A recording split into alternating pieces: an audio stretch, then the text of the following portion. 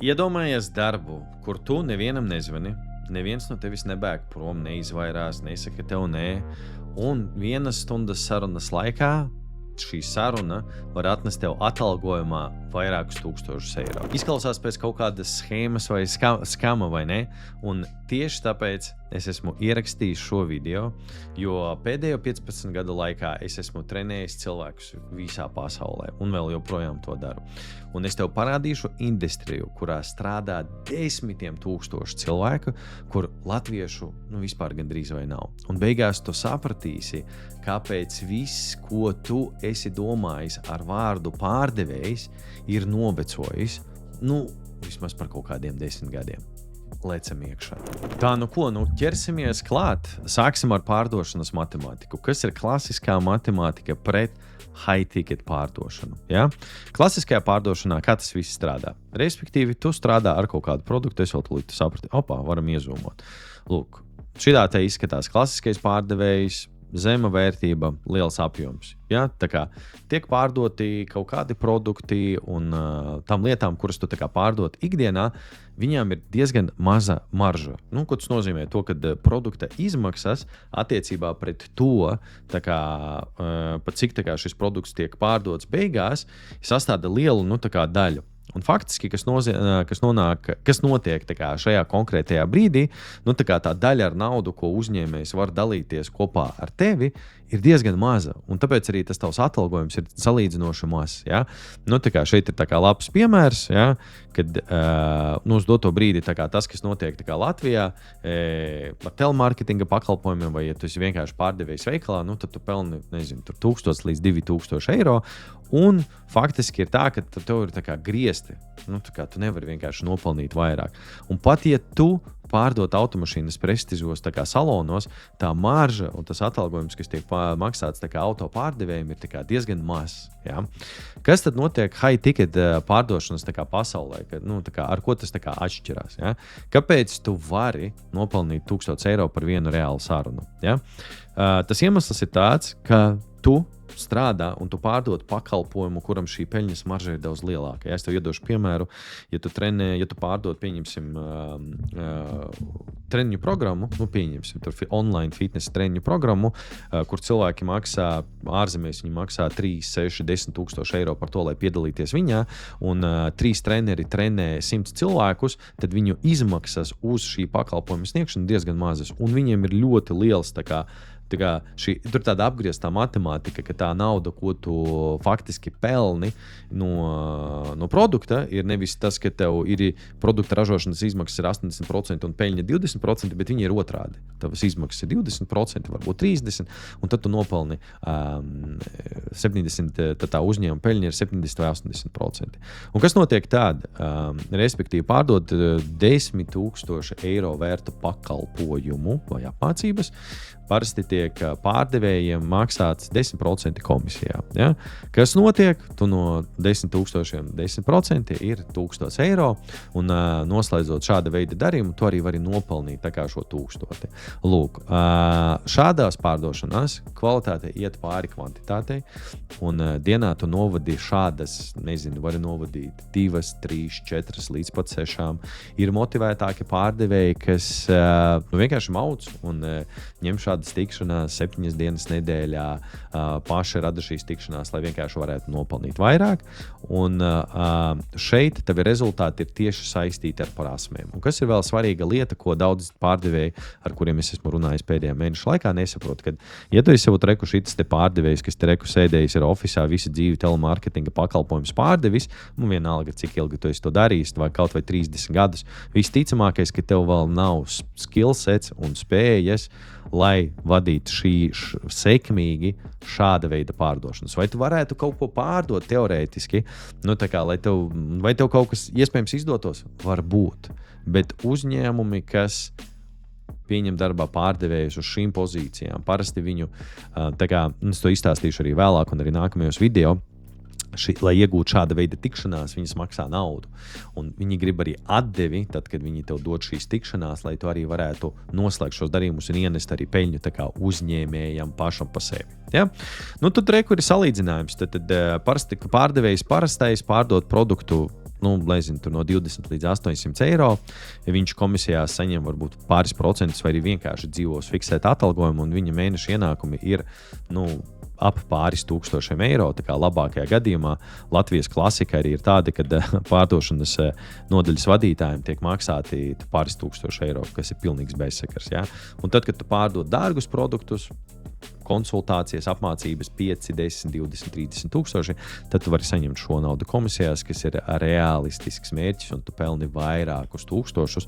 Un ir tīpaši, ja tu pārdod uz ārzemēm, jo ārzemēs tu vari pelnīt ārzemju algu un dzīvot ar latviešu izdevumiem. Ja? Daži teiks, wow, bet pārdošana nav priekš manis. Tad speciāli priekš jums es esmu sagatavojis tā kā šo slaidu, kur arī es gribu izstāstīt par pāris mītiem, ja? Tad, kas tad īsti ir pārdošana un kas tad pārdošana nav. Ja? Un ir daudzas lietas, kas jau ir novecojušas faktiski, kad pārdošana ir manipulācija un spiešana uz klientiem un pārdot visiem, tad high ticket sales ir tā, kad mēs pārdodam tā kā uzņēmumu vēl ir jāpiegādā šis produkts. Pārdošanas laikā klients arī tiek kvalificēts, jo beigās taču viņu ir jāstrādā un viņam kaut kāds rezultāts jāpiegādā. Tāpēc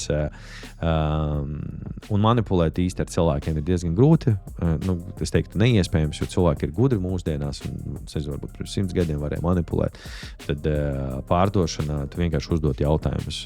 Pārdevēji nav skaļi un agresīvi un īstenībā viena no labākajiem pārdevējiem ir tie, kas vairāk ir empāti un tādi noslēgti, jo viņam tad labāk izveidot šo saikni ar pārdevējiem, lai gan tiem, kas ir skaļi un agresīvi, kas iemācās savu šo tvaiku mazināt, arī viņiem ir iespējas. Un tad, kad tev klients saka, nē, tas ir normāli, tas nav personīgs uzbrukums, un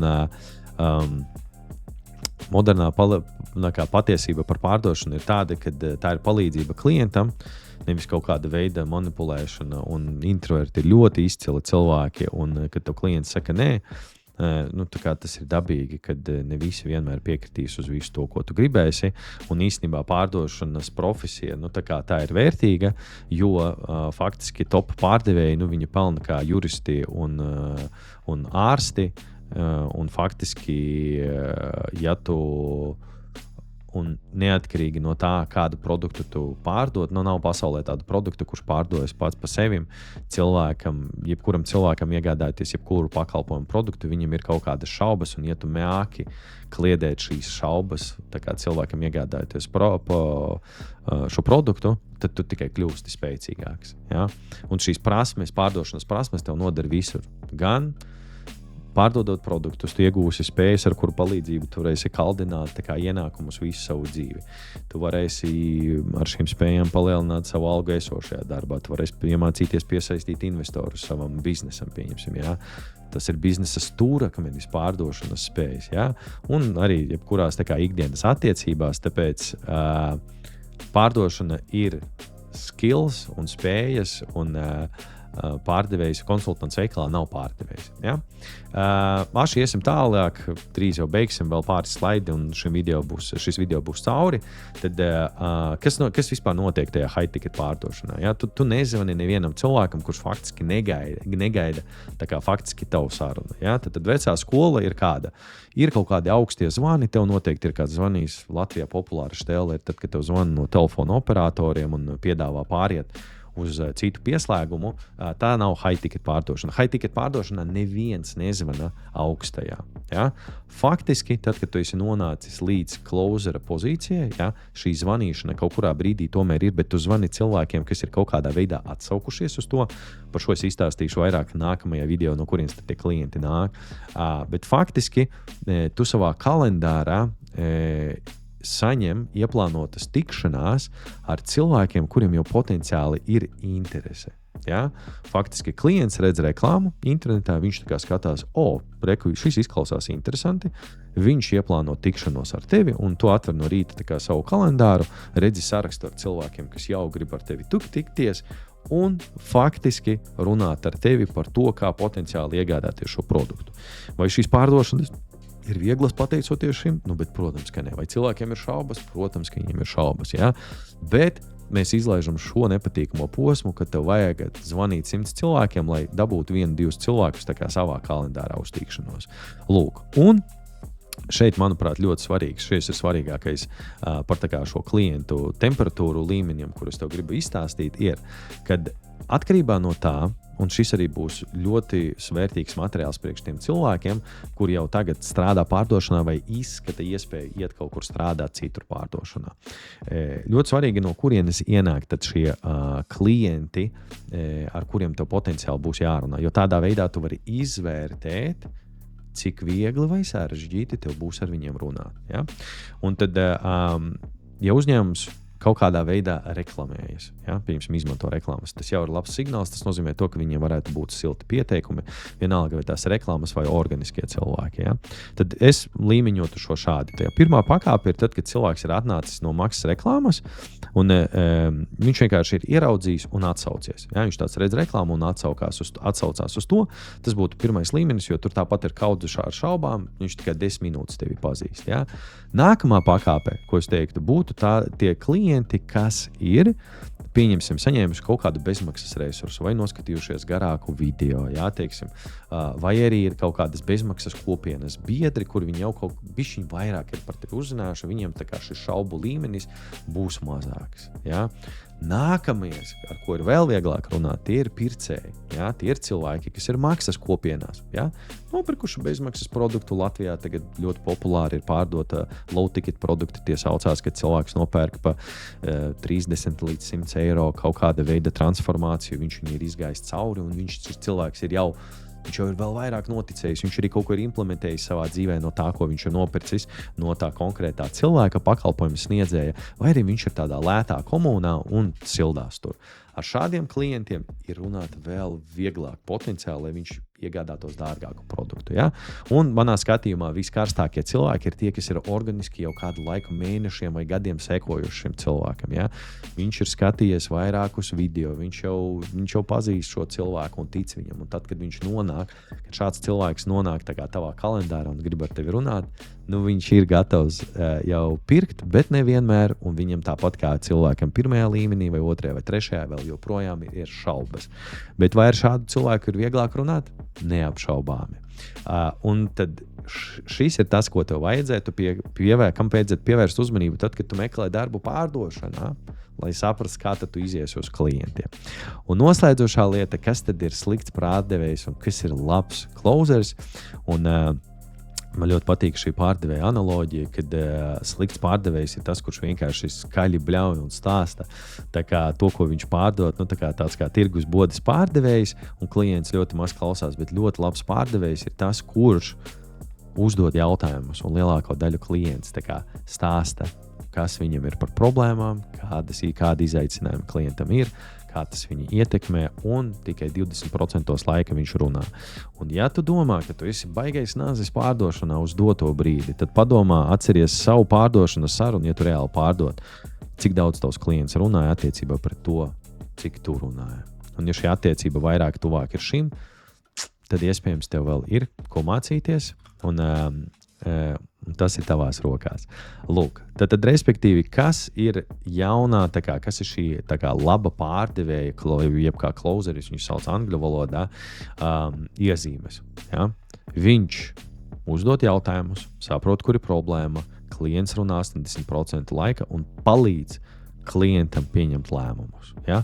Un kāpēc šāda pieeja uzvar? Tāpēc, ka klients pats caur šiem jautājumiem formulē vērtību. Empātija ir vērtīgāka par agresīvu, jo tu uzklausi klientu un tu tiešām veido saikni ar viņu, un tu esi godīgs. Ja? Un šeit ir ļoti svarīgā lieta, ja tu reāli runā ar klientu, kur tu saproti, ka šis piedāvājums viņam nedara. Tad tu tā arī pasaki. Tas nav par to, lai pārdotu vienkārši visiem, neatkarīgi no kā, bet tu dari to priekš tam, lai palīdzētu reāli šim cilvēkam. Tagad tu zini, kas ir high-ticket pārdošanas saruna, jeb augstas vērtības saruna. Kā cilvēki nonāk tavā kalendārā un kāpēc labs closeris, jeb pārdevējs, strādā kā ārsts, nevis kā pārdevējs tirgus bodē. Bet es zinu, kāds jautājums tagad tev ir galvā. Labi, Raivi, skan labi un interesanti, bet cik tu reāli var nopelnīt? Un kā tā nauda sastāv. Un vai tiešām var strādāt, es nezinu, no Rīgas, no Jūrmalas, no Ķekavas vai no Jelgavas ar klientiem Ņujorkā. Un tieši par to es stāstīšu savā nākamajā video. Es tur reāli parādīšu pilnu closera ienākumu formulu ar reāliem skaitļiem, bez kaut kādām pasakām, kuras tev stāsta guru. Šis video iznāks tieši pēc nedēļas, tāpēc spied uz subscribe pogas, lai tu nepalaistu garām šo video un varētu noskatīties. Tiekamies!